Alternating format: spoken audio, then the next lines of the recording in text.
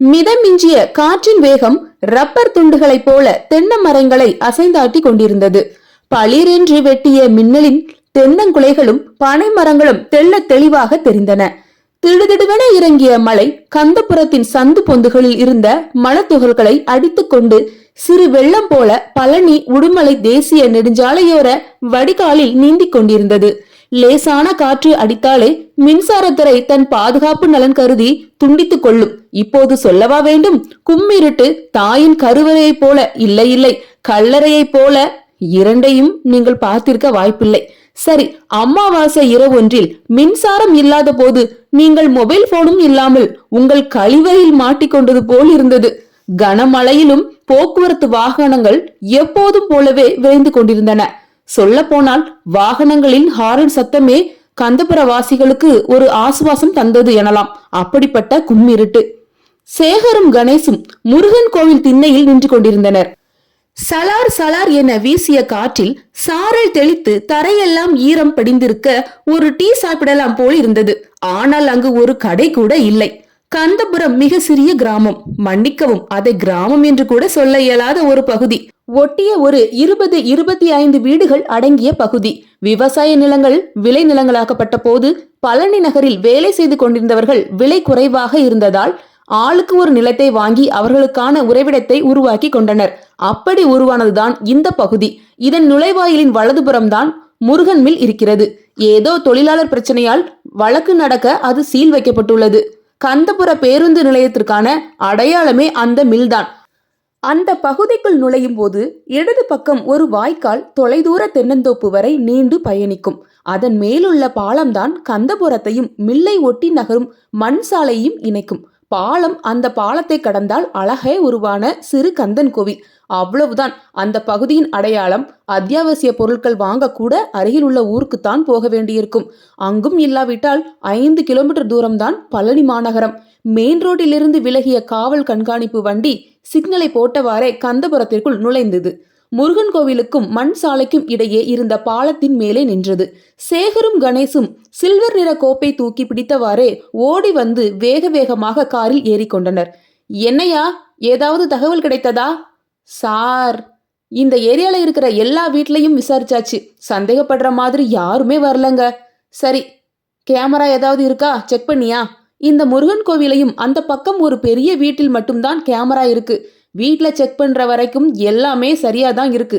ஆனா இந்த கோவில் கேமரால சரியா மதியம் 3 மணிக்கு யாரோ அதை திருப்பி வச்சிருக்காங்க. அந்த நேரத்தை வைத்துதான் விசாரிச்சுட்டு இருக்கோம். சீக்கிரமா கண்டுபிடிங்க. அவங்க சொந்தக்காரன், சுகாதாரத்துறை அமைச்சருக்கு வேண்டியவன். காலையிலிருந்து ஒரே பிரஷர். அவங்க வீட்ல விசாரிச்சு ஏதாவது தகவல் கிடைச்சதா? இல்ல சார், எந்த தகவலும் சொல்ற மனநிலைமையில அவங்க இப்போ இல்ல. காலையில தான் விசாரிக்கணும். சரி, காலையில விசாரிப்போம். வண்டிய ஸ்டேஷனுக்கு விடு. மழையின் வேகம் மெல்ல மெல்ல அதிர்ந்து கொண்டே போனது. மின்னல் மட்டுமே வழிகாட்டியாக வெளிச்சம் தந்து கொண்டிருந்தது. சலார் சலார் என சாரல் தகர சீட்டுகளில் விழுந்து ஒருவித அச்சத்தை பரப்பியிருந்தது. சார்? இல்லை சார், எங்காவது வெளியே போயிருப்பாங்க. வீட்டில் ஏதாவது பிரச்சனையா இருக்கும்னு நாங்க விட்டுட்டோம். என்னையா ஜோசியம்மா பாக்குற? கேஸ் கொடுத்தால் உடனே விசாரிக்கணும். 2 நாளா தூங்கிட்டு இப்ப காரணம் சொல்ற? இல்ல சார், ஏதாவது காதல் பிரச்சனை என நீட்டினார் இன்ஸ்பெக்டர். எல்லாம் நீதானே விசாரிக்கணும். என்கிட்ட கேக்குற? இன்னும் 24 மணி நேரத்துல நீதான் கண்டுபிடிக்கணும். இல்ல அப்புறமா பார் என போன் கட் ஆனது. ச்சே, கண்ட நாயிட்டெல்லாம் திட்டு வாங்க வேண்டியிருக்கு. என்ன பொழப்புடா இது? இவளுக எவனோடையோ ஓடி போயிட்டதுக்கு நம்ம உயிரை வாங்குறானுங்க. ராணுவ ஆளுன்னு தெரிஞ்ச உடனே சாதி மதம்னு சொல்லிட்டு போனை போட்டு தள்ளிட்டு அரசியல் பண்ணிக்குவானுங்க. அது வரைக்கும் நாம தேவைப்படுவோம். நார பயலுக. Good morning sir. வாங்க சேகர். இப்பதான் அமைச்சரோட PA பேசினான். அவன் வீட்டு வேலைக்காரனை வேலை வாங்குற மாதிரி பேசுறான். ஏதோ நமக்கு ஒரு விதத்துல அந்த அமைச்சர் உதவி செஞ்சான். அதுக்காக இப்படி நம்ம பாடா படுத்துறான். சரி, நாம அந்த கந்தபுரம் போய் விசாரிப்போம். சரி சார் என சேகர் கிளம்பினார். ஆமா, கணேஷ் எங்க? சார், அவர் ஏற்கனவே அங்க போயிட்டார். அந்த ஏரியாவுக்கு எதிரில ஒரு ஊர் இருக்கு. அதுவும் சின்ன ஏரியா தான். அங்க விசாரிக்க போயிருக்கார். அங்க பாரு, அந்த காலேஜ் நுழைவாயில ஒரு கேமரா இருக்கு. அதை நோட் பண்ணிக்குங்க. அதே மாதிரி கந்தபுரம் தாண்டி ஏதாவது லேண்ட்மார்க் இருக்கா? ஒரு காலேஜ் இருக்கு, ஒரு ATM இருக்கு. 2யும் நோட் பண்ணி விசாரிங்க. சரிங்க சார். கந்தபுரத்திற்குள் நுழைந்ததுமே 2 நாய்கள் போலீஸ் ஜீப்பை பார்த்து குரைத்தன. 2 வயதானவர்கள் காம்பவுண்ட் சுவர் பக்கமாய் நின்று பார்த்துவிட்டு வீட்டிற்குள் சென்று மறைந்தனர். ஜன்னல் வழியே திரைசிலையின் மறைவில் போலீஸையும் சாருவின் வீட்டையும் மாறி மாறி பார்த்து கொண்டிருந்தாள் ஒரு பெண். பேன் பெல்ட்டை தூக்கி எறிந்தியவாறு இன்ஸ்பெக்டர் கனைத்தார். ஷாருவின் அண்ணன் 3 நாற்காலிகளை எடுத்து வெளியே போட்டான். வாங்க சார். உங்க பேர் என்ன தம்பி? பிரேம்குமார் சார். காணாமல் போவதற்கு முன்னாடி வீட்டில் ஏதாவது சண்டையா? இல்லை சார், அப்படியெல்லாம் இல்லை. எப்பவும் போலதான் இருந்தா. அவளுக்கு மாப்பிள்ளை பார்த்து பேசி கூட முடிச்சாச்சு சார். இந்த நேரத்தில் என தேம்பினான் பிரேம். மாப்பிள்ளைய பிடிச்சிருந்ததா இல்லை நீங்கள் கட்டாயப்படுத்தி ஏதாவது? இல்லை சார், அவளோட முழு சம்மதத்தோட தான் நிச்சயம் பண்ணோம். அவன் கூட சந்தோஷமா பேசிக்கிட்டு தான் இருந்தா. அந்த பையன் பேரு கார்த்தி. என்ன வேலை செய்கிறாரு? பனியன் கம்பெனி சார், திருப்பூர். படிக்கிறப்பவே ஏன் திடீர் கல்யாணம்? படிப்பை முடிச்சுட்டு தான் சார் கல்யாணம். வயசு பிள்ளைய ரொம்ப நாள் வீட்டில் வச்சிட்டு இருக்க முடியாதுல்ல. சார் எந்த காலேஜில் படிக்கிறாங்க? பொன்மகள் காலேஜ். அங்கே நண்பர்கள்கிட்ட விசாரிச்சிங்களா? காலேஜில் ஏதாவது மன அழுத்தம் இல்லை காதல் மாதிரி ஏதாவது? சார், காலேஜில் எந்த பிரச்சனையும் இல்லை. அப்போ காதல் பிரச்சனை? அதெல்லாம் எதுவும் இல்லை சார். எதையும் மறைக்காதீங்க, உண்மையை மட்டும் சொல்லுங்க. அப்பதான் தேடுவதற்கு எங்களுக்கு சுலபமா இருக்கும். வயசு பொண்ணுனாவே ஏதாவது இருக்கும், தயங்காம சொல்லுங்க. 2 வருஷத்துக்கு முன்னாடி எங்க சொந்தக்கார பையனை காதலிச்சிட்டு இருந்தா. அவனைத்தான் கல்யாணம் பண்ணுவேன்னு அடம் பிடிச்சா. தற்கொலை முயற்சி கூட பண்ணி 2 நாள் ஹாஸ்பிட்டல்ல வச்சிருந்தோம். அப்புறமா அவனே இவளை வேணாம்னு சொல்லிட்டான். கொஞ்ச நாள்லயே மனசு மாறி நல்லாதான் இருந்தா. அந்த பையன் பேரு மாரிமுத்து சார். எந்த ஏரியா? எங்க வேலை செய்கிறான்? தாளையம் பழனி ட்ரெண்ட்ஸில் கட்டிங் மாஸ்டர். சேகர், அந்த கடையோட நம்பரை வாங்கி சாயங்காலம் அந்த பையனை ஸ்டேஷனுக்கு வர சொல்லு. சரிங்க சார். ஆமாம், அந்த பொண்ணோட ஃபோன் எங்க? அதுவும் காணோம் சார். சாருவின் அம்மா முந்தானையால் கண்களை கசக்கி அழுதபடி அமர்ந்து இருந்தார். அவரை பார்த்தபடி பிரேமிடம், நீங்க யார்? யார் மேலேயாவது சந்தேகப்படுறீங்களா என கேட்டார் இன்ஸ்பெக்டர். இல்லை சார், யார் மேலேயும் எங்களுக்கு சந்தேகம் இல்லை. சரி, வித் யுவர் பெர்மிஷன் உங்கள் வீட்டை கொஞ்சம் சோதனை போடலாமா? தாராளமா. ஷேகர், கோஆன். கவலைப்படாதீங்க அம்மா, உங்கள் பொண்ணுக்கு எதுவும் ஆகாது. எல்லாம் வயசு கோளாறு தான், சீக்கிரம் கண்டுபிடிச்சிடலாம். அந்த பொண்ணோட கிளாஸ் டீச்சர் நம்பர் இருக்கா? இல்லை சார், இங்கே இருக்கிற ஒரு பொண்ணு அவளோட கிளாஸ்மேட் தான். அந்த பொண்ணை கேட்டா தெரியும். சரி, அந்த பொண்ணை வர சொல்லுங்க. சரிங்க சார் என மொபைலை தேய்த்தான் பிரேம். ஷேகர் சில காகிதங்களோடு வெளியே வந்தார். என்ன ஷேகர், ஏதாவது கிடைச்சிதா? இந்த புக், இந்த பேப்பர் எல்லாத்தையும் ஆயிஷா ஹக்னு எழுதியிருக்கு. இந்த பேப்பரை பாருங்க. சாரின்னு ரத்தத்தாலே எழுதி ஆயிஷா ஹக்னு கையெழுத்து போட்டிருக்கு. இதையும் பாருங்க சார். இஸ்லாமிய கலைக்களஞ்சியம் பக்கத்துக்கு பக்கம் ஆயிஷான்னு எழுதியிருக்கு. என உருமினார் இன்ஸ்பெக்டர். சார், இந்த பொண்ணுதான். வாமா, உன் பேர் என்ன? பிரவீனா சார். பயப்படாத, உனக்கு தெரிந்ததை மட்டும் மறைக்காம சொல்லு. அந்த பெண்ணோட கேரக்டர் எப்படி? லவ் ஏதாவது? இல்லை அந்த பொண்ணு பின்னாடி யாராவது சுத்துனாங்களா? ஜாலியா இருப்பா சார். அவ பின்னாடி சங்கர்னு ஒருத்தன் லவ் பண்றேன்னு சுத்திக்கிட்டு இருந்தான். ஆனா அவ கண்டுக்கல. ஏதாவது டார்ச்சர் பண்ற மாதிரி நடந்துக்கிட்டானா? இல்லை சார், அப்படியெல்லாம் இல்லை. சும்மா பின்னாடியே வருவான், அங்க இங்க நின்று பார்ப்பான், அவ்வளோதான். அந்த பொண்ணுக்கு யார் மேலேயாவது லவ்? அப்படியெல்லாம் இல்லை சார். ஆனா அவ அடிக்கடி அவங்க மாமா பத்தி சொல்லுவா. மாமாவா? யாரது? மாரிமுத்து. பிரேம் குறுக்கிட்டு, முதலிலேயே சொன்னேனே, அவன்தான் சார். சரி, வேற ஏதாவது பிரச்சனை இருந்ததாமா? இல்லை சார், அப்படியெல்லாம் இல்லை. சரிம்மா, நன்றி. சேகர், என்னோட நம்பரை இந்த பொண்ணுக்கு கொடுத்துடுங்க. உனக்கு யார் மேலேயாவது சந்தேகம் வந்தா எனக்கு கால் பண்ணுமா. அப்படியே உங்க டீச்சர் நம்பரையும் கொடுத்துட்டு போமா. சரிங்க சார். பிரேம், சீக்கிரமா உங்க தங்கச்சியை கண்டுபிடிச்சிடலாம், கவலைப்படாதீங்க. நான் போயிட்டு வரேன். இந்த பேப்பரை மட்டும் எடுத்துட்டு போறேன். சுற்றும் முற்றும் பார்த்தவாறே இன்ஸ்பெக்டர் காரை நோக்கி நடந்தார். ஷேகர், கண்ட்ரோல் ரூம்ல சொல்லி மொபைலை ட்ராக் பண்ண சொல்லுங்க. சொல்லியாச்சு சார். ஆனால் அது வீட்லயே சுவிட்ச் ஆஃப் ஆயிடுச்சு. Recent call list எடுத்தாச்சா? ஏதாவது தகவல் கிடைச்சதா? அதுல கார்த்திக் நம்பருக்கு தான் அதிகமா பேசியிருக்காங்க. காணாமல் போன அன்னைக்கு மட்டும் ஒரு புது நம்பர்லிருந்து 3 தடவை கால் வந்திருக்கு. அது யாருன்னு செக் பண்ண போக அந்த பெண்ணோட காலேஜ் ஃப்ரெண்ட் ஆனந்தி அந்த பொண்ணுக்கிட்ட விசாரிச்சதுல நல்லா சந்தோஷமா தான் பேசினா. பேசுறப்ப எந்த பிரச்சனையும் இருந்த மாதிரி தெரியலன்னு சொல்றா. ஒருவேளை இந்த கார்த்தியோடு ஏதாவது பிரச்சனையா இருக்குமோ? அவனை விசாரிச்சாச்சா? இல்ல சார். எந்த ஊர்ல இருக்கான்? திருப்பூர் சார். நேரில் வர சொல்லி விசாரிங்க. கேமரா செக் பண்ணியாச்சா? சந்தேகப்படுற மாதிரி ஏதாவது? இல்ல சார், அப்படி எதுவும் சிக்கல. என்னையா? ஓடி போகல, வீட்லயும் எந்த பிரச்சனையும் இல்ல. அப்புறமா மாயமா மறைஞ்சிட்டாளா? சார், ஒருவேளை காலேஜில் ஏதாவது பிரச்சனையா இருக்குமோ? என்கிட்ட கேட்காத, அந்த கிளாஸ் டீச்சரை ஃபோன் பண்ணி விசாரி. கோடை காலம் ஆரம்பிக்கும் முன் இயற்கையின் கரிசனை இரண்டாவது தடவையும் மலை முகடுகளில் இருந்து இறங்கிய மேகங்கள் பழனி சுற்றுவட்டாரத்தில் பரவி குடை போல கவிழத் தொடங்கின. பழனி மலையில் இருந்து பார்ப்பதற்கு மிக ரம்யமாக இருந்தது. பச்சை பசேலென்ற இயற்கையின் மார்புக்கு மேல் விழுந்த கூந்தல் போல கரிய மேகங்கள் மாலை பொழுதில் சூழ்ந்து நின்றன. ஸ்டேஷனுக்கு பக்கத்தில் இருந்த டீ கடையில் இன்று மட்டும் கட்டஞ்சாயாவை ஆர்டர் செய்துவிட்டு காத்திருந்தார் இன்ஸ்பெக்டர். கணேஷ் உள்ளே நுழைந்து சலிட் வைத்தார். ஏதாவது தகவல் உண்டா? அந்த மாரிமுத்துக்கு ஃபோன் பண்ணி விஷயத்த சொன்னேன் சார். ஆனா அவ அந்த பொண்ணுக்கிட்ட பேசியே 1 வருஷம் ஆகுதுன்னு சொல்றான். சரி, நீ ஸ்டேஷனுக்கு வா, பேசிக்கலான்னு வர சொன்னேன். இப்ப வெளியூர்ல இருக்கானாம், வரேன்னு சொல்றான் சார். அந்த கார்த்திக், அவங்களுக்குள்ள எந்த பிரச்சனையும் இல்லை. காணாம போறதுக்கு கொஞ்ச நேரம் முன்னாடி கூட ஃபோன்ல பேசியிருக்காங்க. ஷேகர் சார் என முன்னே வந்து நின்றார். ஷேகர், அவங்க டீச்சர் என்ன சொல்றாங்க? சார், நல்லா படிக்கிற பொண்ணு தான், எந்த பிரச்சனையும் இல்லைன்னு தான் சொல்றாங்க. ஆனா ஒரு 6 மாசத்துக்கு முன்னாடி கார்த்திங்கிற பையனை கல்யாணம் பண்ணிக்க சொல்றாங்க. மேல படிக்க விடமாட்டாங்கன்னு அழுதுருக்கா.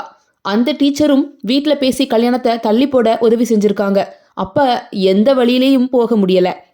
இருவரும் தலை கவிழ்ந்து நின்றனர். சரி, அந்த ஆயிஷா யாருன்னு விசாரிச்சிங்களா? காலேஜில் அந்த பெண்ணோட ஃப்ரெண்ட்ஸ் யாரும் இல்லையா? யாரும் இல்லை சார். ஒருவேளை ஸ்கூல் ஃப்ரெண்டாக இருக்கலாம். இன்னைக்கும் நாளைக்கும் ஸ்கூல் லீவு, திங்கட்கிழமை தான் விசாரிக்க முடியும். ஏற்கனவே அந்த பொண்ணு காணாம போய் 4 நாள் ஆச்சு. இன்னும் 7 நாள் கழிச்சு விசாரி. ஏன்? அந்த ஸ்கூல் ஹெட்மாஸ்டரை கூப்பிடு. கிளாஸ் டீச்சர் ஃபோன் நம்பர் வாங்கி அந்த ஆயிஷா யாருன்னு கண்டுபிடி. இப்போதைக்கு அதுதான் ரொம்ப சந்தேகமான விஷயமா இருக்கு. சரிங்க சார் என இருவரும் சல்யூட் அடித்துவிட்டு வெளியேற சூடான கட்டஞ்சாயாயும் மிளகா பஜ்ஜும் இன்ஸ்லி மேஜையில் வந்து அமர்ந்தன. இளம்பெண் கொலை. மாலை 7 மணி இருக்கும். கும்மிரட்டு கரை உடைத்த அணை போல மழை பெய்து கொண்டிருந்தது. கால்களோடு கால்கள் பின்னி பிணைந்திருந்தன. மஞ்சள் நிற போர்வையொன்று இரு உடல்களையும் இறுக சுற்றி இதம் அளித்து கொண்டிருக்க அவளின் உதடு வலி உஷ்ணம் உள்ளேற கோவை இதழ்களை உறிஞ்சி சாப்பிட்டு கொண்டே அவள் அழகை வர்ணித்து கண் இமைகளில் முத்தமிட்டான். அதை வாங்கி கொண்ட அவளும் பதிலுக்கு நெற்றியில் முத்தமிட்டாள். அவள் மீது பாரம் ஏறாமல் ஒரு கை அவன் சுமையை தாங்க, மறு கை அவள் உடலை தடவி மார்புகளில் விளையாடி களைத்தது. ஹலோ சார், வணக்கம். என்ன ஷேகர், சொல்லுங்க. அந்த பொண்ணை கொலை பண்ணிட்டாங்க சார்.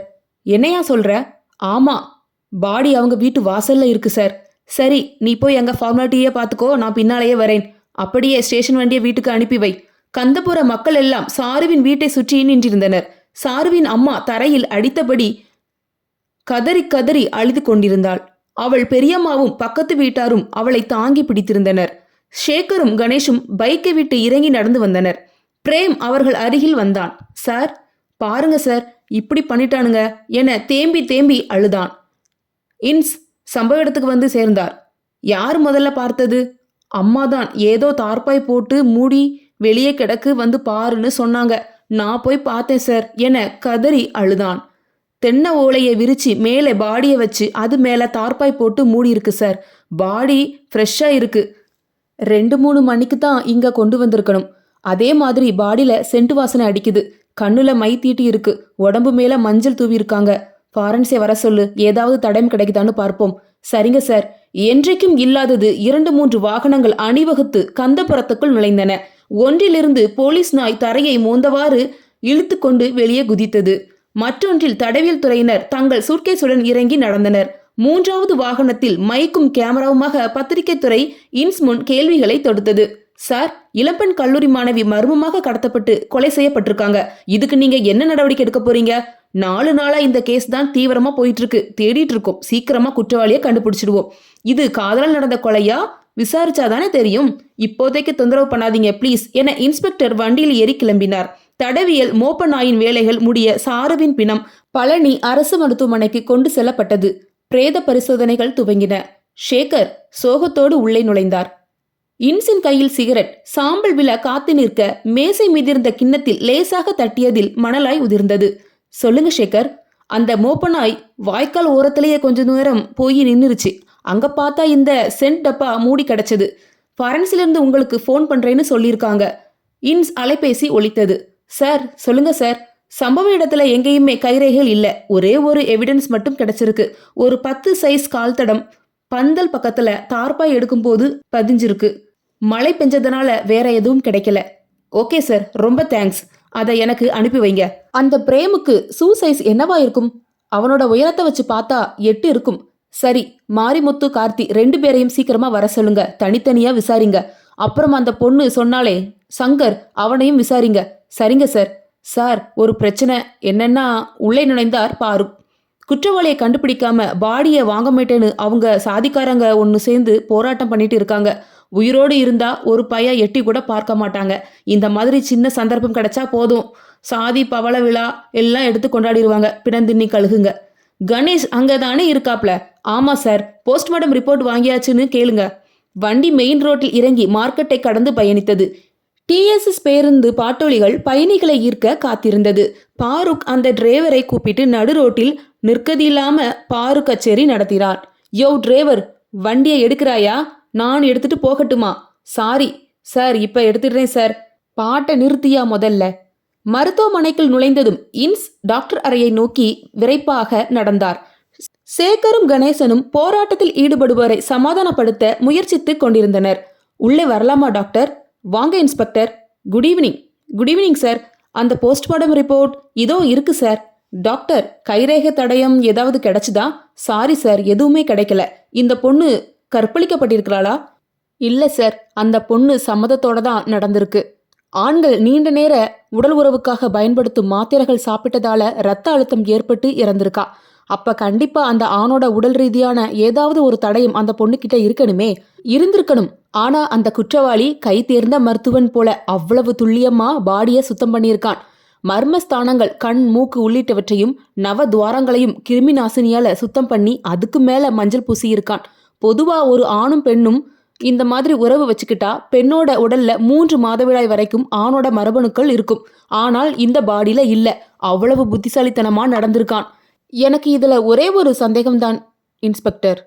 சொல்லுங்க டாக்டர். உடல்ல 3 துணியால மறைத்து கழுத்திலிருந்து தொப்புள் வரை, தொப்புளிலிருந்து கால் வரை, அப்புறமா முகத்தை மறைக்க தனியா ஒரு துணி, அப்புறமா ஹாஸ்பிட்டல்ல பேக் பண்ற மாதிரி முழுசா ஒரு துணியால் கட்டி அதுக்கு மேல சென்ட் தெளிச்சிருக்கான். கண்களில் மையிட்டு இருக்கு. மர்மஸ்தானம் அக்குள் முடிகள் சிரைக்கப்பட்டிருக்கு. இதை பார்த்தாலே ஏதோ சடங்கு மாதிரி இருக்கு. எனக்கும் அப்படித்தான் தோணுது டாக்டர். உங்களுக்கு ஒரு சின்ன தடையை மட்டும் என்னால கொடுக்க முடிஞ்சுது. இந்தாங்க, இந்த துணியில இருக்கிற வாசனை கரை இதுதான், இது மட்டும்தான் இப்போதைக்கு என்னால தர முடிந்தது. ஓகே டாக்டர், தேங்க்யூ என கிளம்பினார் இன்ஸ்பெக்டர். சேகர், கணேசின் பேச்சுவார்த்தை ஓரளவு பயனை தந்த போதிலும் அவர்கள் பின்வாங்குவதாக இல்லை. இன்ஸ்பெக்டர் கூட்டத்தின் உள்ளே வந்து பேச தொடங்கினார். இன்னும் 2 நாள் டைம் கொடுங்க, சீக்கிரமா யாருன்னு கண்டுபிடிச்சிடலாம். இப்போதைக்கு ஆக வேண்டிய வேலையை பாருங்க. இப்படியே சொல்லி சொல்லி தானே பல கேஸ் குவிஞ்சு கிடக்கு. நீங்களும் சமாதானம் சொல்லிட்டு அடுத்த வேலையை பார்க்க போயிடுவீங்க. எங்களுக்கு நியாயம் கிடைக்காம வீட்டுக்கு போக மாட்டோம். உங்களோட ஆத்திரம் புரியுது. ஆனா அவங்க குடும்பத்தோட நிலைமைய கொஞ்சம் புரிஞ்சுக்கோங்க. அவங்க அம்மா முகத்தை பாருங்க. சின்ன பொண்ணு இழந்துட்டு எவ்வளவு வேதனையில் இருக்காங்க. தயவு செய்து அடுத்த வேலையை போய் பாருங்க. எங்களுக்கு தொந்தரவு தராமல் உதவி செய்யுங்க ப்ளீஸ் என தனது கார்க்கி தந்திரத்தை பயன்படுத்தினார். அவரின் பேச்சு வெற்றி பெற்றது. சரி என்றவாறு கூட்டம் களைய சாருவின் உடல் ஆம்புலன்ஸில் ஏறியது. மாலை 5 மணி. இறுதி சடங்கு பாதுகாப்புக்கு யார் யார் போயிருக்கா? கணேசன், கோபு. சிகரெட்டை வாயில் வைத்துக்கொண்டு பேண்ட் பாக்கெட்டில் லெட்டரை தேடினார். இன்ஸ்பெக்டர், ஒன்றும் பிரச்சனை இல்லையே? இல்ல சார். அந்த மாரிமுத்து, கார்த்தி 2 பேரும் வந்தாங்களா? சார், கார்த்தி இங்கதான் இருக்கான். மாரிமுத்து நம்பர் சுவிட்ச் ஆஃப்னு வருது. Something wrong Gopu. அவன் வீட்டுக்கு போய் பார்த்துட்டு வர சொல்லு. சரிங்க சார். கந்தபுரத்தை விட்டு வெளியேறுது சாருவின் பிரேதம். அவள் ஆடிப்பாடி சுற்றி திரிந்த நிலம் அவளின் தொடுதலை இழந்து ஈரம் கசிந்திருந்தது. அக்கம்பக்கத்தினர் அனைவரும் சோகம் வழிய பாலத்தின் இக்கரையில் நின்று வழியனுப்ப மெயின் ரோட்டை தொட்டு நெருங்கிய ஊர்வலம் கண்டு தூரத்தில் வந்த டிஎஸ்எஸ் பேருந்து அங்கேயே மரியாதை நிமித்தமாக நின்று கொண்டது. ஆம்புலன்ஸில் பின்னாலேயே 7-8 பைக்குகளும் 2 கார்களும் அணிவகுத்தன. அவள் அடிக்கடி நடக்கும் பாதைகளில் அவள் நினைவாக மலர் தூவி அவளை தாங்கிய பூமிக்கு மரியாதை செய்தவாறே சென்று மறைந்தது ஆம்புலன்ஸ். வீட்ல யாருங்க? என்ன சார், யார் வேணும்? மாரிமுத்து எங்கய்யா? அவன் மத்தியானமே வந்துட்டதா சொன்னான். இன்னும் வீட்டுக்கு வரல. ஃபோன் சுவிட்ச் ஆஃப்னு வருது. ஏதாவது பிரச்சனைங்களா? அதெல்லாம் ஒண்ணுமில்ல, சின்ன விசாரணை தான். வந்த உடனே ஸ்டேஷனுக்கு வர சொல்லு என்றவாறு சுற்றுமுற்றும் நோட்டமிட்டு கொண்டே கிளம்பினார் கோபு.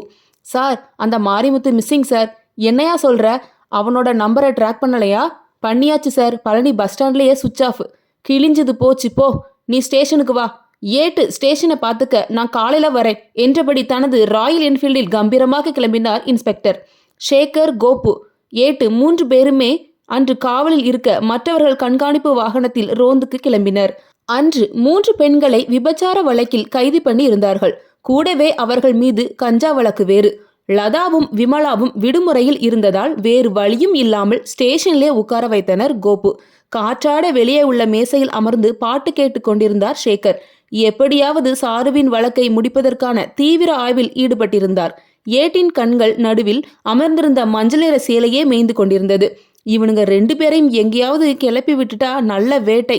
ஆனா என்ன பண்றது என யோசித்திருந்த கணத்தில் வயர்லெஸ் துடித்து ரயில்வே கேட்டுக்கு முன்னர் ஒரு 1/2 கிலோமீட்டர் தொலைவில் இளம் வயது ஆணின் சடலம் கிடைப்பதாக தகவல் வர ரோந்து வாகனம் ஆயக்குடி அருகில் நடந்த விபத்தை விசாரிக்க சென்றதால் கோபுவும் சேகரும் கிளம்பினர்.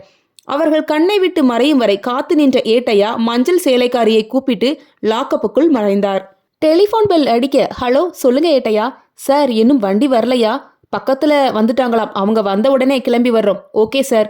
ஆள் அடையாளம் தெரியாத ஆக்சிடென்ட்டா, மர்டரா? ஆக்சிடென்ட் மாதிரி தான் தெரியுது. லாரி மேலே ஏறி இருக்கு. முகம் அடையாளம் தெரியல. சார் இங்க ஒரு மொபைல் கிடக்குது. சார் ஆதார் கார்டு மாரிமுத்து, வயது 23. நாம தேடின மாரிமுத்து தான் சார். சில வண்டிகள் மெதுவாக நின்று அதை வேடிக்கை பார்த்தன. யோ, இங்க என்ன வித்தையா காட்டுறாங்க? குழந்தைகளை வச்சுக்கிட்டு இதை பார்த்துட்டு இருக்க, சீக்கிரம் போய்யா. சார் இன்ஸ் தகவல் கொடுக்கலாமா? வேணா, இந்த நேரத்துல கூப்பிட்டா அந்த ஆளு காட்டு கத்து கத்துவான். கணேஷ் அங்க பாருங்க, கேமரா, அதை போட்டு பார்த்தால் தெரிஞ்சிடும் இது கொலையா விபத்தான்னு. என்ன சார், ஆக்சிடென்ட்டா? இன்னும் கன்ஃபார்ம் பண்ணல. அந்த கேமராவை செக் பண்ணா தெரிஞ்சிடும். அது நம்ம மெயின் ஸ்டேஷன்ல தான் இருக்கு, செக் பண்ணிக்கலாம். சரி, நாங்க ஸ்டேஷனுக்கு போறோம், நீங்க ஆம்புலன்ஸை ஏத்திட்டு வாங்க. வண்டியை நிறுத்திவிட்டு இன்ஸ் உள்ளே நுழைய நீல பெஞ்சில் 3 பெண்களும் அமர்ந்திருந்தனர். காவலர்கள் ஆளுக்கொரு வேலையில் ஈடுபட்டிருந்தனர். பாருக், இது என்ன கேஸ்? விபச்சாரம், கஞ்சா. லதா கோர்ட்டுக்கு கூட்டிட்டு போங்க. கந்தசாமி, சதீஷ கூட கூட்டிட்டு போங்க. வேற ஏதாவது கேஸ் வந்ததா? சார் அந்த சாரு கேஸ் சம்பந்தப்பட்ட மாரிமுத்து ரயில்வே ட்ராக்ல இருந்து 1/2 கிலோமீட்டர் முன்னாடி செத்து கிடந்தான். அட கெரகமே. சேகர் உள்ளே வந்தார். நீ வீட்டுக்கு போகலையா? சார் அந்த பாடி கிடைச்சதுக்கு எதிரில் ஒரு ஏடிஎம், அதுல போய் செக் பண்ணி பார்த்ததுல அவன் நல்லா குடிச்சிட்டு போதையில வேணும்னே உள்ள போய் விழுந்துட்டான். ஆனால் சாரு கொலையிலையும் இவனோட தற்கொலையிலையும் ஒரு லிங்க் இருக்கு. சாரு கொலையில கால் லிஸ்ட்ல எடுத்த மாதிரி இதுலையும் எடுத்து பார்த்தேன். 2லையுமே கஸ்டமர் கேர் நம்பர் மாதிரி ஒரு நம்பர் 15 நிமிஷம் ரிசீவ் ஆகி இருக்கு. ஒரு சின்ன வித்தியாசம். சாருக்கு வந்த கால் லாஸ்ட் நம்பர் 7, மாரிமுத்துக்கு வந்ததுல லாஸ்ட் நம்பர் 8. நம்பரை ட்ராக் பண்ண முடிஞ்சதா? எவனாவது இந்த ஃபேக் கால் ஆப்ல பேசி பிளாக்மெயில் பண்ணியிருப்பாங்களோ? இருக்கலாம் சார். ஆனால் அந்த நம்பரை சாதாரணமாக ட்ராக் பண்ண முடியல. இன்னைக்கு பூராமே படித்தவன் தானையா பெரிய பெரிய மொல்ல மாதிரித்தனம்லாம் பண்ணிட்டு இருக்கான். கொலை, கொள்ளை, கற்பழிப்பு பண்ணுறானுங்க. சைபர் கிரைம்லேயே சொல்லி தேடுவோம். சேகர் உனக்கு ப்ரொமோஷன் கன்ஃபார்ம். சார் இன்னும் கண்டுபிடிக்கவே இல்லை. கண்டுபிடிச்சிடலாம். சரி, அந்த நம்பரை எனக்கு அனுப்பி வை. சாருவின் மரணம் அந்த பகுதியை வெகுவாக பாதித்திருந்தது. அமானுஷ்ய கதைகள் பலவும் கட்டமைக்கப்பட்டு உலாவிக் கொண்டிருந்தன. முனி, மோகினி, ஆவி என பலவாறாக பேசிக்கொண்டனர். இருளும் காற்றும் மழையும் அவர்களுக்குள் அச்சத்தை ஊடுருவியது. நிலை கண்டும் நடுங்கிக் கொண்டிருந்தது கந்தபுரம். கந்தபுரத்துக்கு வெளியேயும் கல்லூரி பேருந்து நிறுத்தம், அருகில் உள்ள ரயில்வே கேட் நிறுத்தம், பழனி நகரில் சுவரொட்டி அனுமதிக்கப்பட்ட இடங்களில் எல்லாம் சாருவின் புன்னகைக்கும் படம், கண்ணீர் அஞ்சலி தலைப்போடு ஒட்டப்பட்டிருந்தது. அதை கண்ட அவருக்கு தெரிந்த அவளால் தெரிந்த பேருந்து ஓட்டுநரும் முதலாக பள்ளியில் ஏதோ ஒரு நாள் சிநேகிதி வரையாக உச்சிக்கொட்டி கடந்து சென்றனர். சிலர் அவர்கள் வீட்டில் வந்தும் துக்கம் விசாரித்து சென்றனர். சங்கருக்கும் வாட்ஸ்அப் வழியாக இந்த தகவல் கிடைத்திருந்தது. தலையினை வழியே தன் கண்ணீரை வழியவிட்டு தனக்குத்தானே ஆறுதல் படுத்தி கொண்டிருந்தான். இருக்காதா பின்னே? அவனும் அவளை காதலித்துக் கொண்டிருந்தவன் தானே. அதே சமயம் போலீஸை பற்றிய பயமும் அவனுக்குள் இருந்தது. சாரு இறந்து 3 வாரங்கள் கடந்த நிலையில் அவளது சிரித்த புகைப்படங்களை மாடுகள் தின்று சென்றிருந்தன. சிறுவர்களாலும் இளைஞர்களாலும் சில கிறுக்கப்பட்டும் கிளிக்கப்பட்டும் இருந்தன. ரயில்வே கேட் பஸ் நிறுத்தத்திலிருந்து சுவரொட்டியை பார்த்ததும் குமாருக்கு நெருப்பை பற்ற வைத்தது போல் நடுக்கம் எடுத்தது. காற்றின் வேகத்தில் வழிந்து தெரிந்த கண்ணீர் பார்வையை மறைத்தது. இதைத்தான் அன்பிற்கும் உண்டோ அடைக்கொந்தாள் என்றாரோ வள்ளுவர். கண்களை துடைத்துக் கொண்டே பயணித்தான். காற்றின் மோதலை விடவும் மனதின் வழியில் கண்ணீர் பொங்கி வழிய இடது புறைகளால் கண்களை துடைத்து கொண்டு நடந்தான். எதிரில் ஒரு இளைஞன் சோடாபுட்டி கண்ணாடியோடு RX 100 பைக்கில் வந்து கொண்டிருந்தான். பால்வேனை முந்திக்கொள்ள நேராக டேக் செய்தான். அவனது அதிவேகமும் சாருவின் நிறுத்தத்தை உணர்த்துவதுமாக கியரை போடாமலேயே கிளச்சை சொடுக்க அவனை தூக்கி வீசியது மோட்டார் வாகனம். பஸ்ஸில் இருந்த இளைஞர்கள் அனைவருமே தடதடவென வெளியே குதித்து குனிந்து பார்த்தனர். ஒருவர் ஆம்புலன்ஸுக்கு விஷயத்தை சொல்ல தனது மொபைலை தடவி கொண்டிருந்தார். கண்ட்ரோல் ரூமிற்கு தகவல் சென்று சேர்ந்தது. டிஎஸ்எஸ்ஸின் பேருந்து ஓட்டுநருக்கு நெற்றி வியர்த்திருந்தது. கண்டக்டர் ஓனருக்கு போன் அடிக்க எரிச்சலோடு அவர் பதிலளித்துக் கொண்டிருந்தார். கணேஷ் தனது மொபைலில் மும்முரமாக ரம்மி ஆடி கொண்டிருந்தார். சேகர் பரபரப்போடு வெளியே வந்தார். கணேஷ், சார் சொல்லுங்க. அந்த முருகன் மில்ஸ் கிட்ட ஒரு ஆக்சிடென்ட், என்னன்னு போய் பார்த்துட்டு வரலாம் வாங்க. சேகரும் கணேஷும் விபத்து நடந்த இடத்தை அடைய சரியாக ஆம்புலன்ஸும் வந்து சேர்ந்தது. போக்குவரத்தை சரி செய்ய அரை மணி நேரம் பிடித்தது. இந்த ஏரியால நடந்த கொலைகேஸ பெண்டிங்லயே இருக்கு கணேஷ். ஆமா சார், இன்ஸ்பெக்டர் டிரான்ஸ்ஃபர் ஆனதுக்கு அப்புறமா அந்த கேஸை அப்படியே போட்டாச்சு. வழக்கமா நடக்கிறது தான் சார். ஆனால் இந்த கேஸ்ல ஏதோ மர்மம் இருக்கு. வீட்டுக்கு போய் ஒரு விசாரணையே போடலாமா? வேண்டாம் கணேஷ், இப்பதான் கொஞ்சமாவது மறந்துருப்பாங்க. மீண்டும் போய் நாம ஏன் பழச ஞாபகப்படுத்தணும்? இனி வர்ற இன்ஸ்பெக்டர் அதுக்கு சப்போர்ட் பண்ணுனா அதை ஓபன் பண்ணுவோம். சரி வாங்க இப்ப கிளம்புவோம் என காரின் கதவை சாத்த ஒரு பேருந்து டிக்கெட் பறந்து வந்து கண்ணாடியில் ஒட்டியது. அது டிஎஸ்எஸ் பேருந்தின் பயணச்சீட்டு. அதன் பின்னால் ஒரு மொபைல் நம்பரும் பெயரும் இருக்க சட்டன சேகருக்கு ஒரு நினைவு பளிச்சிட்டது. கணேஷ், வண்டியை கந்தபுரத்துக்குள்ள விடுங்க. Okay sir. சாருவின் அம்மாவும் பிரேமும் வீட்டை பூட்டிவிட்டு வெளியே வந்து கொண்டிருந்தனர். மஞ்சள் டெம்போ ஒன்று பீரோ பாத்திர பண்டங்கள் நேர்த்தியாக அடுக்கப்பட்டு புகையை கக்கியபடி காத்திருந்தது. சார் வாங்க. எங்கப்பா கிளம்பிட்டீங்க? டவுன்ல ஒரு வீடு பார்த்துருக்கோம், கொஞ்ச நாள் அங்க இருக்கலாம்னு கிளம்பிட்டோம். சரி, அன்னைக்கு நான் வந்து செக் பண்றப்போ டிக்ஷனரிக்குள்ள டிக்கெட் ஒன்ன பார்த்தேன், அது இப்போ எனக்கு வேணும். அவளோட புக் எல்லாம் கட்டி பரண் மேலதான் போட்டிருக்கு. சரி வீட்டை திறங்க என்றார் சேகர். பரண்மேல் இருந்து இறக்கப்பட்ட சாமான்களுக்குள் இருந்து இறங்கிய டிக்ஷனரியில் பல பக்கங்களுக்கு இடையே அந்த பயணச்சீட்டு ஒளிந்திருந்தது. இங்க பாருங்க கணேஷ், இதுவும் அதை கொடுங்க. ரெண்டுமே ஒரே ஐடியாலஜியா? சின்ன பசங்க நம்பர் சேஞ்ச் பண்ண இப்படித்தான் செய்வாங்க சார். சின்ன தடயமா இருந்தாலும் நமக்கு அது பெரிய வழி. சரி பிரேம், நீங்க உங்க புது அட்ரஸை கொடுத்துட்டு போங்க. ஏதாவது விசாரணைனா நாங்க வருவோம். சரிங்க சார். அப்புறம் பிரேம், ஒரு நிமிஷம் என டெம்போவில் மறுபக்கத்திற்கு அழைத்து சென்றார் சேகர். பிரேம், அமைச்சர் உங்களுக்கு என்ன ஆகுது? அமைச்சரோட பிஏ எங்க மாமா பையன்தான் சார். ஆரம்பத்துல இந்த கேஸுக்கு ரொம்ப ப்ரெஷர் கொடுத்தாங்க, அப்புறமா எந்த ரியாக்ஷனும் வரல, அதான் கேட்டேன். அவளை செத்ததுக்கு அப்புறம் யாருன்னு தெரிஞ்சு என்ன பண்ண போறோம்னு அம்மா தாங்க அதை அப்படியே விட சொல்லிட்டாங்க. ஓ சரி, அவர் நம்பர் தரீங்களா? இந்தாங்க சார். இந்த 2 டிக்கெட்டுமே டிஎஸ்எஸ் பஸ்ஸோடதுதான். அந்த ஆஃபீஸில் போய் விசாரிச்சாலே எந்த மாதம் வருஷம் நாள் கூட கண்டுபிடிச்சிடலாம். இந்த ஃபோன் நம்பரையும் காண்டாக்ட் பண்ணி பார்ப்போம். சரிங்க சார். சேகர் சார், சைபர் கிரைம்ல இந்த நம்பரை கொடுத்து விசாரிச்சேன். இப்போ இந்த நம்பர் ஆக்டிவேட்லேயே இல்லை. ஆனால் இதை முன்னாடி பயன்படுத்தினவன் பேரு சல்மான் ஹக், ஊரு மடத்துக்குளம். சூப்பர், இதோட கேஸ் முடிஞ்சது. சாரு ஆயிஷா, அவன் பேரு சல்மான் ஹக்.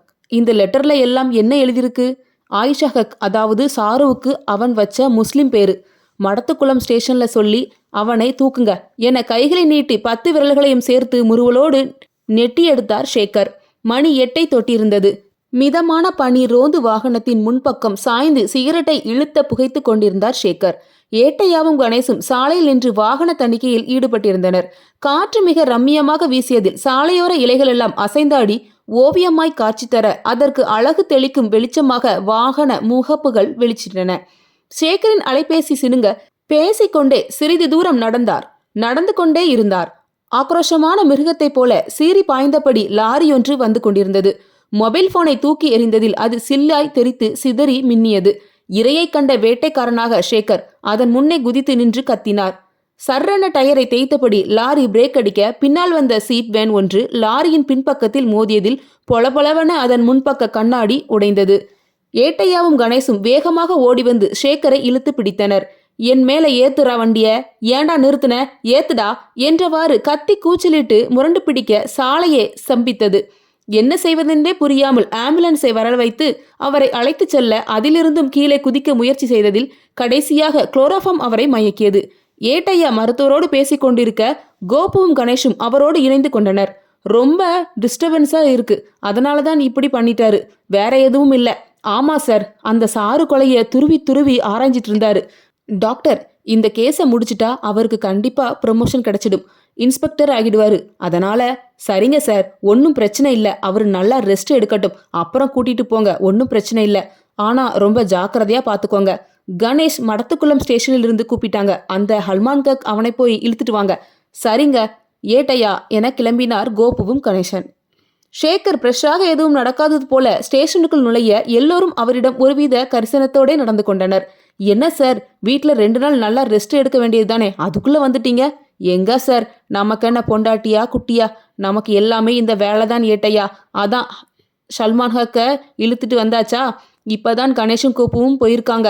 லாக்கப்பில் ஒரே ஒரு விளக்கு மட்டும் இருந்தது. காற்றில் லேசான அசைவில் மேலும் கீழும் ஆடியவாறு எரிந்து கொண்டிருந்தது. ஷேகர் சல்மானின் கண்களில் பயத்தை வடியவிட லத்தியின் முனையை தடவியவாறே மெல்ல பேச்சு கொடுத்தார். உங்க பேர் என்ன? சல்மான் ஹக். எங்க படிக்கிறீங்க? படிக்கல சார், இங்க பக்கத்துல ஒரு மில்லுல சூப்பர்வைசரா வேலை பார்க்குறேன். என்ன படிச்சிருக்கீங்க? BSc computer science, government college. உனக்கு சாருவ தெரியுமா? தெரியும் சார், சமீபத்தில் கொலை செய்யப்பட்ட பொண்ணு. அந்த பெண்ணோட உனக்கு நீண்ட நாள் பழக்கமாமே? சல்மான் எச்சில் விழுங்கினான். சார், நீங்க எங்க சுத்தி வரீங்கன்னு எனக்கு தெரியுது. மடத்துக்குளம் இன்ஸ்பெக்டரோட வேலை தானே. என் மேல இருக்கிற பகையில பொய்கேஸ போட்டு வச்சிருக்கான்.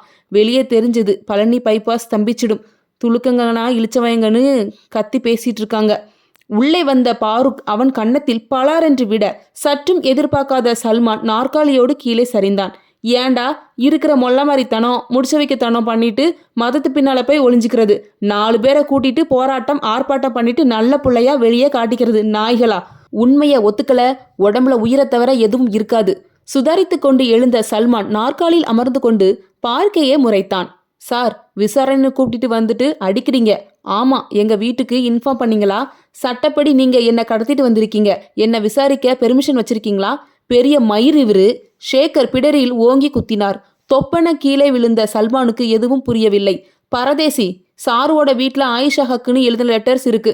அதோட கொலை நடந்த இடத்துல ஒரு அத்தர் பாட்டில் மூடி கிடச்சிருக்கு. இதோ இந்த நம்பர் உன்னோடது தானே? அந்த பாடி ஒரு முஸ்லிம் பிணத்தை அடக்கம் பண்ற மாதிரி அத்தனை சடங்குகளும் பண்ணப்பட்டு இருக்கு. அது மட்டும் இல்ல, இந்த நம்பர் உன்னோடது தானே? கண்களில் நீர் தழும்ப சேகரையே மேல் நோக்கி பார்த்தான். பின் கைகளை ஊன்றி சுவரோரம் சாய்ந்து அமர்ந்தான். அந்த லெட்டர்ஸ், அந்த நம்பர் என்னோடதுதான். ஆனால் அந்த கொலையை நான் பண்ணல.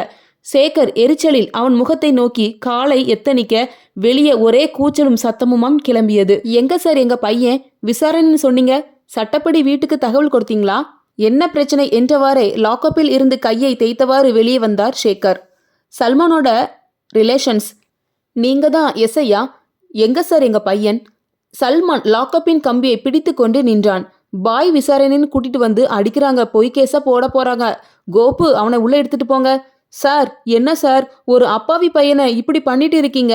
இதுக்கெல்லாம் உங்களை சும்மா விட மாட்டோம். அவன் பாவியா அப்பாவியான்னு இன்னும் கொஞ்ச நேரத்துல தெரியும். உன்னால என்ன பண்ண முடியுமோ பண்ணிக்கோ. ஓ ஓ அப்படியா? அந்த வெள்ளை சட்டக்காரை வேட்டிக்காரர் வேகமாக நடந்து கொண்டே பலருக்கும் போன் செய்து கொண்டிருந்தார். ஒன்றிரண்டாக கூடிய கூட்டம் 100 கணக்கில் திரண்டது. கோசமும் கூச்சலுமாக அந்த இடமே அல்லோலப்பட்டு போனது. ஊடகங்கள் வந்திறங்கின. சேகர் விழிபிதுங்கி நின்றார். என்ன சார் இது? நாம ஒன்று நினைச்சா இப்படி நடக்குது. இங்க ஒவ்வொரு தனி மனிதனுக்கு பின்னாடியும் ஒரு பெரிய கூட்டம் இருக்கு சார். சேகர் சார், எம்எல்ஏ ஆபீஸ்ல இருந்து போன். சார், இல்ல சார், அப்படியெல்லாம் இல்ல சார். விசாரிச்சாதான் சார் கூப்பிட்டேன். வேற ஒன்றும் இல்லை சார். Okay sir. மண்டையை சொரிந்து கொண்டே சேகர் அங்கும் இங்கும் உலாவினார். அவன் மேலே கையை வச்சது எம்எல்ஏ திட்டுறான். இந்த மாதிரி சோர்ஸை பயன்படுத்தி தான் தப்பு மேல தப்பு பண்றாங்க என்றபடி பாருக் முணுமுணுத்தார். ஏட்டையா மலர்ந்த முகத்தோடு உள்ளே நுழைய வாசல் சேகரை முறைத்தபடி அந்த வெள்ளை சட்டைக்காரரும் கூடவே இன்னொருவரும் வந்து நின்றனர். சார், எல்லாம் சொல்லி சமாதானப்படுத்திட்டேன். காலையிலக்குள்ள விசாரணை பண்ணி அனுப்பிடுவோம். சின்ன காயம் கூட படாதுன்னு சொல்லியிருக்கேன். ஒரு வழியா சரின்னு சொல்லி இருக்காங்க. ஆனா அவங்க வக்கீல் முன்னாடி தான் விசாரிக்கணுமா. சரி, வந்து தொலைய சொல்லுங்க. 3 நாற்காலிகள் முக்கோண வடிவில் போடப்பட்டன. அதில் ஒன்றில் சேகர் அமர்ந்தார். எதிரே சல்மானும் பக்கவாட்டில் வக்கீலும் அமர்ந்திருக்க விசாரணையை பாருக் எழுதி கொண்டிருந்தார். இந்த கொலைக்கும் உனக்கும் எந்த சம்பந்தம் இல்லைன்னு சொல்ற. சாரு வீட்ல ஆயிஷா ஹக்குன்னு எழுதின லெட்டர்ஸ் உன்னோட நம்பர் எப்படி வந்துச்சு? அது சார், நான் ஆயிஷான்னு ஒரு பொண்ணை லவ் பண்ணிட்டு இருந்தேன். அதற்கு சாரு அப்பப்ப உதவியா இருந்தா, அவ்வளவுதான். அப்ப சாருவ உனக்கு தெரியும். நான் காலேஜ் படிச்சுட்டு இருந்தப்போ அந்த பொண்ணு +2 படிச்சுட்டு இருந்தது. நீ சொல்றது உண்மைதானா? சத்தியமான உண்மை. இப்பவே ஆயிஷாவுக்கு கூட ஃபோன் பண்ணி தரேன். இப்ப ஆயிஷா எங்க இருக்காங்க? ஆயக்குடி. பாருக், சல்மானோட போனை எடுங்க. சரி, இந்த லெட்டர்ஸ் எப்படி சாரு வீட்டில் இருக்கு? இது ஆயிஷாவோட தானே இருக்கணும். ஆமாம், ஆனா இது எப்படி அவகிட்ட போச்சுன்னு எனக்கு தெரியல. நீ காலேஜ் போயிட்டு இருந்தப்ப வேற யாராவது அந்த பொண்ண லவ் பண்ணிச்சா? வேற சார், அதான் இவன் கொலை பண்ணலன்னு கன்ஃபார்ம் ஆயிடுச்சுல. என்ன சார், ஒரு நிமிஷம் இருங்க. வக்கீல் நீங்களே இப்படி பேசினா எப்படி? எங்களுக்கு ஏதாவது துப்பு கிடைச்சாதானே அடுத்த நடவடிக்கையை எடுக்க முடியும். ஐயம் கண்ணன் சார், எனக்கு தெரிஞ்சு கண்ணன்னு ஒரு பையன். அப்பப்ப அவன் எங்க காலேஜில் தான் படிச்சிட்டு இருந்தான். மடக்குளத்தில் தான் ரூம் எடுத்து தங்கியிருந்தான். அவனும் அந்த பொண்ணும் கண்ணுலயே காதல் பண்ணிட்டு இருப்பாங்க. எனக்கு தெரிஞ்சு பேசிக்கிட்டதே இல்லை. என்ன படிச்சிருந்தான்? BA English. அவனோட நம்பர் அட்ரஸ் ஏதாவது இருக்கா? இல்ல சார், காண்டாக்ட் இல்ல. சரி சரி, ரொம்ப தேங்க்ஸ். சாரி. பரவாயில்ல சார், ஆனா இனிமேலாவது இப்படி நடக்காம சரியா விசாரிங்க என்றவாறு வக்கீலும் சல்மானும் எழுந்து வெளியேறினர். என்ன இந்த கேஸ் ஜவ்வா இழுத்துக்கிட்டே போகுது. ச்சே, கோப்பு காலையில காலேஜுக்கு போய் அந்த கண்ணனோட அட்ரஸ் வாங்குங்க. ஆனா அவன் மேல சரி விசாரிப்போம் என பெருமூச்சிறைந்தார். கோபுவும் ஏட்டையாவும் கல்லூரியின் வாசலில் வண்டியை நிறுத்திவிட்டு இறங்கி நடந்தனர். அப்போது ஒரு இளைஞன் சிகரெட்டை காலில் நசுக்கி அணைத்துவிட்டு புன்னகையோடு அவர்கள் அருகில் வந்தான். ஹலோ சார் என கையை நீட்டினான். கோபுவும் பதிலுக்கு கைகளை குலுக்கி புன்னகித்தார். ஐயம் கண்ணன். கண்ணன்? எஸ், நீங்க தேடி வந்த கண்ணன் நான் தான். நாங்க தேடி வர்றது உனக்கு எப்படி தெரியும்? நடந்தது எல்லாமே எனக்கு தெரியும். சல்மான் காண்டாக்ட் பண்ணானா? இல்லை. நாம ஸ்டேஷன்ல போய் பேசலாமா? நான் தான் கண்ணன்னு நீங்க நம்பணும்ல.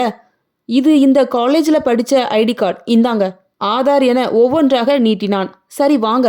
மூவரும் காரில் அமர்ந்து ஸ்டேஷனை அடைய லதாவும் கமலாவும் மட்டுமே ஸ்டேஷனில் இருந்தனர். சேகர் சார் எங்க? அந்த சாரு கேஸை விசாரிக்க அவங்க வீட்டுக்கு போயிருக்காரு. அவரை திரும்பி வர சொல்லுங்க, கேஸ் முடிஞ்சுதுன்னு சொல்லி. நீங்க யாரு? நான் தான் அந்த கண்ணன் என லதாவை பார்த்து புன்னகைத்தான். லாக்கப்பிற்குள் எப்பொழுதும் போல மஞ்சள் விளக்கு மெதுவாக அசைந்து கொண்டிருக்க நிசத்தம் அறை முழுவதும் பரவியிருந்தது. சேகர் தனது குரலை கனைத்தவாறு விசாரணையை தொடங்க கணேசும் கோபுவும் கண்ணனையே பார்த்து நின்று கொண்டிருந்தனர். நாங்க தேடுறது உங்களுக்கு எப்படி தெரியும்? எனக்கு எல்லாமே தெரியும் சார். சாருவோட கேஸ்ல நீங்க தேடுற குற்றவாளி நான் தான். என்னது? சேகர் தன் கண்களை சுருகி முறைத்தார். கணேஷும் கோபுவும் ஆச்சரியத்தில் திகைத்து நின்றனர். என்ன என்ன சொல்றீங்க? ஆமா சார், நான் 4 கொலை பண்ணிருக்கேன். சரண்டர் ஆகிறேன். என்ன விளையாடுறியா? சத்தியமா சார். சரி, உனக்கும் சாருவுக்கும் என்ன தொடர்பு? சொல்றேன். உங்க மொபைல்ல ரெக்கார்டிங் ஆன் பண்ணி வச்சிடுங்க. இது பெரிய கதை. சில சமயம் உணர்ச்சி வசப்பட்டு சிலதை எழுதாம விட்டுருவீங்க. நாமெல்லாம் சாதாரண மனுஷங்க தானே. ஆனா மிஷின் ரொம்ப நேர்மையா இருக்கும். சேகர் தனது மொபைலில் ரெக்கார்டிங்கை ஆன் செய்து மேஜை மீது வைத்தார். என்னை பற்றி சொல்லிடுறேன். நான் மலேசியால சைக்காலஜி PhD முடிச்சுட்டு திண்டுக்கல் கமலம் பிரைவேட் காலேஜில் ஒர்க் பண்ணிட்டு இருக்கேன். பழனியில் படிக்கும்போது தான் எனக்கும் அவளுக்கும் பழக்கம் ஏற்பட்டது. அதான் அந்த சல்மான், அவர் ஆயிஷா அக்காவை லவ் பண்ணாரு. அந்த பொண்ணுக்கு என் மூலமாக தான் லெட்டர்ஸ், கிஃப்ட் எல்லாம் கொடுப்பார். அப்போ அந்த DSS பஸ் காதலர் பூங்கா மாதிரி இருக்கும். பழனியிலிருந்து மடத்துக்குளம் போற கொஞ்ச நேரத்துக்குள்ள அத்தனை வண்ணத்து பூச்சிகள் மலர்ந்து சிறடிக்கும்.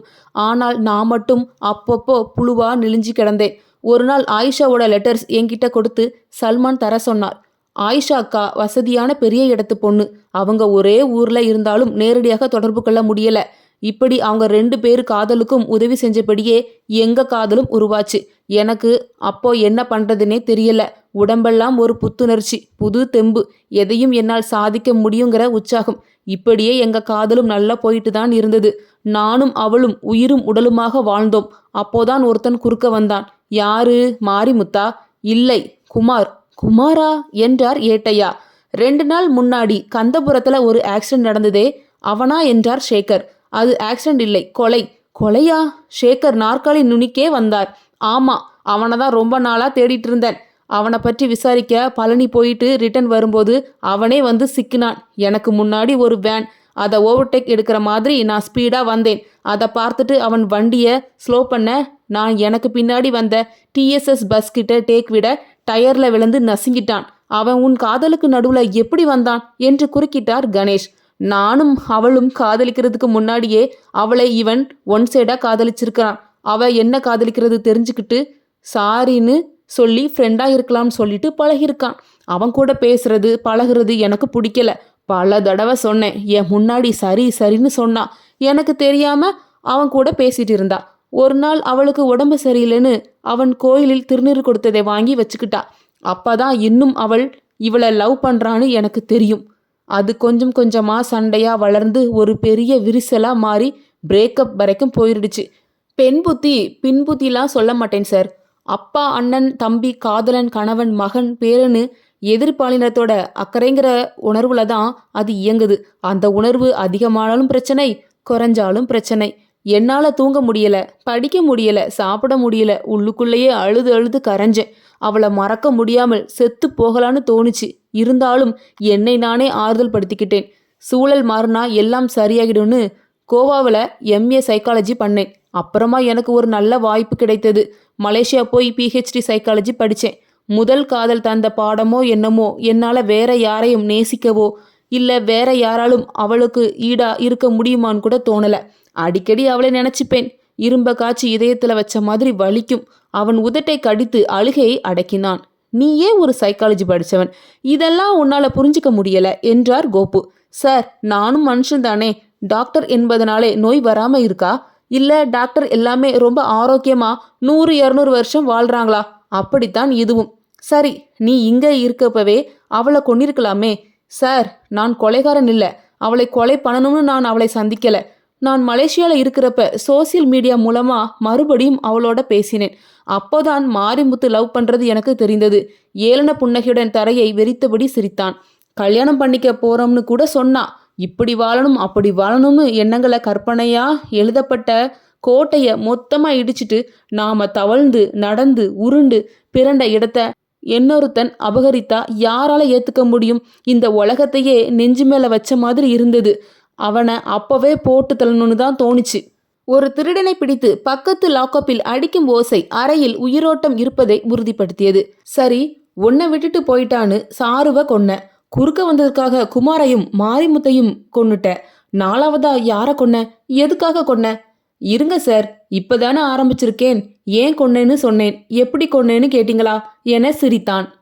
அந்த மர்மம் புரியாம தானே உன்னை மரியாதையா உட்கார வச்சு விசாரிக்கிறோம். முணுமுணுத்தார் கோபு.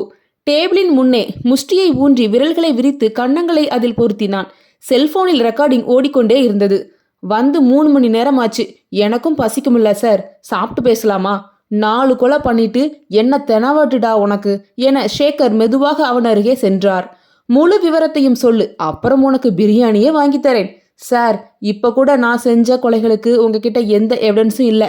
என்ன மிரட்டவோ அடித்து துன்புறுத்தவோ உங்களால சுத்தமா முடியாது. ஏன்னா அந்த 4 கொலைக்கும் என்ன ஆதாரம்? அதை நான் சொன்னால்தான் உண்டு. டேய் வெண்ண, அப்ப இதெல்லாம் என்னடா? அந்த நோட்டு புத்தகத்தையும் சென் பாட்டில் மூடி வாசனையும் துணியை மேசை மீது கொட்டினார் கோபு. சிரிப்பின் திரவத்தை முகர்ந்து பார்த்தது போல செயற்கையாய் 2 நிமிடம் விடாமல் சிரித்துக்கொண்டே அந்த சென் பாட்டில் மூடியை எடுத்து நுகர்ந்தான். இதெல்லாம் ஒரு சாட்சியா சார்? சரி, அந்த கொலைகளை எப்படி பண்ண? எனக்கு சாப்பாடு வேணும். முதல்ல சோறு. கோபு, இவனுக்கு வாங்கி கொடுங்க. சார், ஒரு வெஜ் பிரியாணி காலிஃப்ளவர் சில்லியோட. சார், எல்லாம் சொல்லிட்டானா?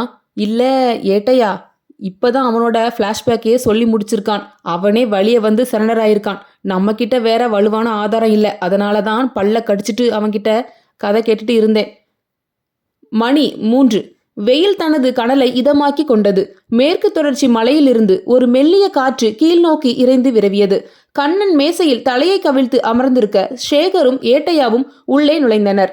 வாங்க சார் என கண்களை புறங்கையால் துடைத்து சட்டையில் தேய்த்து கொண்டான்.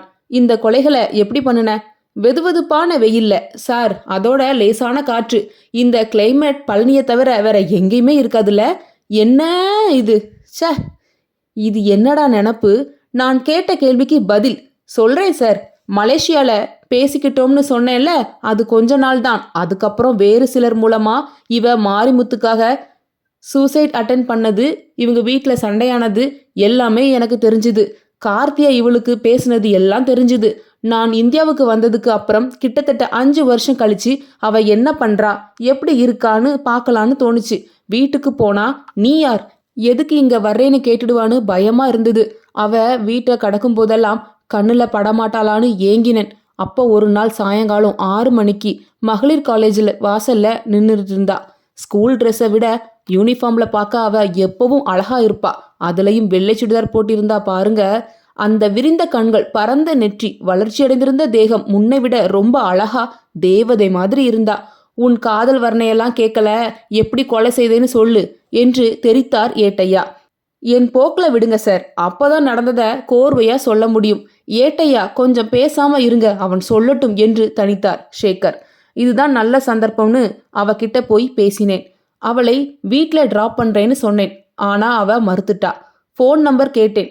லவ் பண்றப்ப வழிய வந்து நம்பர் தந்தவ ரேப் பண்ண வந்த மாதிரி மூஞ்சிய சுழிச்சி பயந்தா. கெஞ்சி கூத்தாடி நம்பர் வாங்கினேன். ஆனா உன் நம்பர் அவ ஃபோன்ல இல்லையே. ஒரு ஃபாரின் நம்பர் ரிசீவ் ஆகியிருக்கு, அதுவும் அந்த நம்பரை ஃபாலோ பண்ண முடியாதபடி. முதல் தடவை பார்க்கறப்பவே அவள் மனசை நான் ஹேக் பண்ணிட்டேன். என்ன என்றார் சேகர். மெஸ்மரிசம். மெஸ்மரிசமா என ஆச்சரியத்தில் கண்கள் சுருக்கி பார்த்தார் பாருக். அப்படின்னா என்ன என்று ஏட்டையா பாருக்கை நோக்கி திரும்ப மயான அமைதி நிலவியது. நான் மலேசியால இருந்தப்ப கத்துக்கிட்டேன். அதை வைத்து அடுத்தவங்க ஆள் மனசுல என்ன இருக்குன்னு தெரிஞ்சுக்கலாம். அதை நாம நினைக்கிற மாதிரி பழச அழிக்கவோ புதுச பதிவு செய்யவும் முடியும் என்றபடி கொஞ்சம் தண்ணீரை மெதுவாக குடித்துவிட்டு மீண்டும் பேச தொடங்கினான். ஆமா, இதெல்லாம் அமெரிக்காலையும் இஸ்ரேலையும் பயன்படுத்துறதா கேள்விப்பட்டிருக்கேன் என்றார் பாருக். ஆனா இதோட தோற்றுவாய் சீனா என்று கண்களின் மேல்நோக்கி புருவத்தை உயர்த்தி பார்த்தான் கண்ணன். சரி, அதை வச்சு அவளை என்ன பண்ண? அவளோட ஆள் மனசுல மாரிமுத்து நிறைஞ்சிருந்தா கொஞ்சமா என்னோட நினைவுகள் தூசு போல நீந்திட்டு இருந்தது. உடம்பெல்லாம் எரிஞ்சது. எதுலையாவது கொண்டு போய் மோதிலான்னு தோணுச்சு. ஆனா அப்புறம்தான் அவளுக்கு இதய நோய் இருந்தது தெரிஞ்சிச்சு. அவ சாக போறா மட்டுமில்ல, வெளியே சிரிச்சுக்கிட்டே உள்ள எப்படா சாவு வருமுன்னு காத்துட்டு இருந்தா. பாவம்ல சார். சரி, அப்புறம் என்ன பண்ண? அவளோட மனசுல இருந்த மாரிமுத்த முழுசா அழிச்சிட்டேன். அவளை மீண்டும் என்னை காதலிக்க வச்சேன். அவளுக்கு செக்ஸ் ரொம்ப ஆர்வம். அதனால அன்னைக்கு மதியம் முருகன் மில்ல நீண்ட நேரம் சந்தோஷமா இருந்தேன். எனக்கு இப்ப நான் செத்தாலும் பரவாயில்லைன்னு சொன்னா.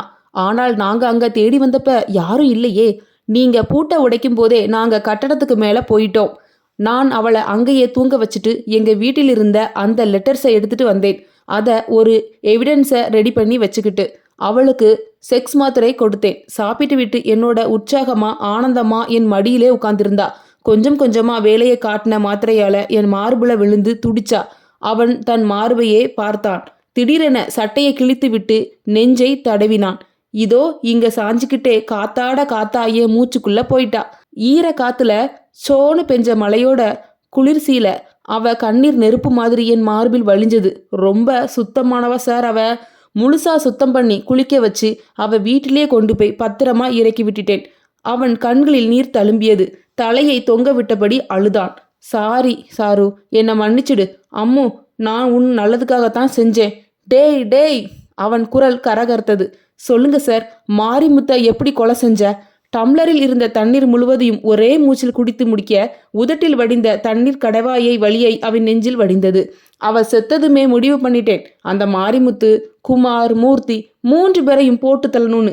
என்னோட சேஃப்டிக்காக சாரு வீட்டு பக்கத்துல 2 பேரை என்னோட மெஸ்மரிசம் மூலமா கட்டுப்படுத்தி உளவாளியாக மாத்தினேன். அவங்க மூலமா சாரு வீட்டில் நடக்கிற விஷயங்களையும் உங்களோட மூவிங்கையும் தெரிஞ்சுக்கிட்டேன். அவ குடும்பத்துக்கு பொலிட்டிக்கல் பவர் இருக்கிறதுனால நான் உங்களை ரொம்ப வாட்ச் பண்ணேன். மாரிமுத்த விசாரணைக்கு கூப்பிட்டது தெரிந்ததுமே அவனை பஸ் ஸ்டாப்ல சந்தித்தேன். ஃபோன் மூலமா அவன்கிட்ட பேசி பேசி தற்கொலை செய்ய வச்சேன். அடப்பாவி, இதுல இன்னொரு ட்விஸ்ட் இருக்கு சார். இந்த கேஸோட ஆரம்பமே அவளோட பழைய வாழ்க்கைதான்னு முன்னாடியே இன்ஸ்பெக்டர் கண்டுபிடிச்சிட்டார்.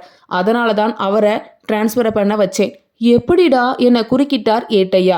அவர் மனைவி சாருவோட ஆவி உங்க கணவரைத்தான் நம்பி சுத்துது. அதனால உங்க பையன் உயிருக்கே ஆபத்துன்னு சொன்னேன். அவங்க டார்ச்சர் தாங்காம அவரும் டிரான்ஸ்ஃபர் வாங்கிட்டார். இந்த 3 கொலை ஓகே. 4வதா யாரை எதுக்கு கொலை பண்ணுன? எப்படி கொலை பண்ணுன? மூர்த்தி, நான் பேசாம காலேஜ் போயிட்டு வந்துட்டு இருந்தவன். அவன் என்ன பார்க்குற லவ் பண்றேன்னு உசுப்பேத்தி விட்டான். எங்க காதலும் சேர்ந்தது. ஆனால் அது அவனுக்கு தெரியாது. அவனும் அவளை ப்ரப்போஸ் பண்ணான். கூடியிருந்தே துரோகம் பண்ண துரோகி. அவனை எப்படி கொன்ன? மடத்துக்குளம் ஆத்துப்பாலத்திலிருந்து கீழே குதிச்சிட்டான். ஹா ஹா ஹா ஹா, எவ்வளவு பெரிய கேடிடா நீ. ஸ்டேஷன் ஃபோன் ரிங் என ஒலித்தது. வெளியிலிருந்த கணேஷ் சேகரை அழைத்தார். சார் சார், சுகாதாரத்துறை அமைச்சர் ஃபோன்ல. Hello sir. சொல்லுங்க sir. Okay sir, thank you sir. மலர்ந்த முகத்தோடு திரும்பிய சேகர் லாக்கப்பை தொட்டவுடன் முகத்தை இறுக்கி கொண்டார். என்ன சேகர் சார், கடைசியா உங்க ஆழ்மனது ஆசையும் நிறைவேறிச்சுல? டேய், அப்ப அன்னைக்கு அவர் வண்டியில விழ போனது என ஏட்டையா அவன் தோலை குலுக்க தலையை உயர்த்தியபடி அரக்கனைப் போல சிரித்துக்கொண்டே நாற்காலியோடு பின்பக்கம் சரிந்தான். முற்றும்.